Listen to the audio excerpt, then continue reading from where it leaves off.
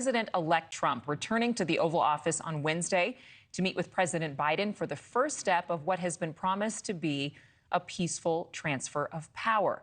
The president-elect has hit the ground running, vetting potential cabinet members this weekend and announcing on X that both Nikki Haley and Mike Pompeo will not be returning to the White House for his second administration. Plus, the GOP is poised to take control of both chambers of Congress, just 2 seats away from retaining the House after reclaiming the Senate. Republicans set to elect a new Senate Majority Leader Wednesday to replace Mitch McConnell. Why that decision could cause some tension in the Republican Party. Plus, Israeli airstrikes killing dozens in Lebanon and northern Gaza overnight. What's next for the region consumed by war as a key mediator backs away from ceasefire negotiations? And an escalation of war as Ukrainian forces strike Moscow, how the Kremlin is responding. But let's get back to our top story this hour, the meeting set for Wednesday between 2 men who have had choice words for one another. That's one way to say it, right? President Biden and President-elect Trump meeting at the Oval Office at 11 a.m. Eastern Time on Wednesday. It will be their first meeting since that consequential campaign-defining debate and Tuesday's decisive election victory for President Trump and Republicans. Inauguration Day is January 20th, 2025. Where did the year go? NewsNation's Mills Hayes is on this story for us. Mills, we're still waiting on final House race calls that could put Republicans in total control of the House, obviously, but President-elect Trump is already speaking out about the appointment of a new GOP Senate leader. What's he saying?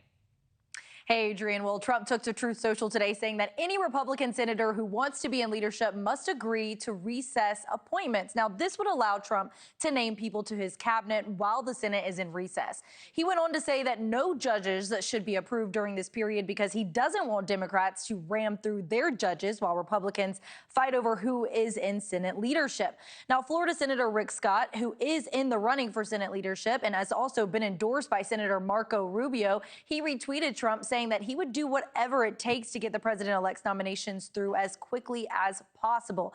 Now, in 2020, President Trump did not meet with then President-elect Biden, but they have a meeting scheduled for this Wednesday. The meeting between the two presidents could be quite contentious because Biden ran 4 years ago to restore the soul of the country. After just one term, he is turning the reins back over to his immediate predecessor. The two presidents have rarely crossed paths since 2020. They both attended a 9/11 memorial service in New York this past September, and earlier in June, they took part in that debate that some believe forced Biden out of the race. Adrienne? What are we hearing from Democrats about, of course, the continued ramifications of their loss, not just of the presidency, but of the House potentially and the Senate for sure?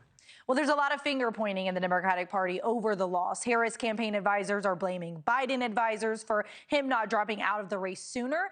Biden didn't drop out until July, giving Harris about 3 months to run a full presidential campaign. Now, Connecticut Senator Chris Murphy took to X Sunday morning saying that Democrats aren't listening to how Americans feel. Murphy says the Democrats have been focusing on neoliberalism, a political approach that advocates for free market capitalism, deregulation, and less government spending. But Murphy says that Democrats need to shift to economic populism to redistribute wealth and help the average person. Now, Vermont Senator Bernie Sanders says that the Democratic Party has abandoned the working class, so they should not be surprised that the working class has abandoned them. You look around the country, a lot of red states were favoring Democratic policy. So I would argue, yes, our product is not the real problem. Our packaging, our messengers, and our distribution is a real problem. And that was Democratic Congressman from Minnesota, Dean Phillips. He did run an unsuccessful bid for president in the Democratic presidential primary this year. But he also said today that the Democratic policy is not the problem, but the messengers are. Adrienne? All right. Thank you very much, Mills Hayes. We appreciate it. Thanks so much for watching. Go to joinnn.com to find NewsNation on your television provider. And don't forget to click the red subscribe button below to get more of NewsNation's fact-driven, unbiased coverage.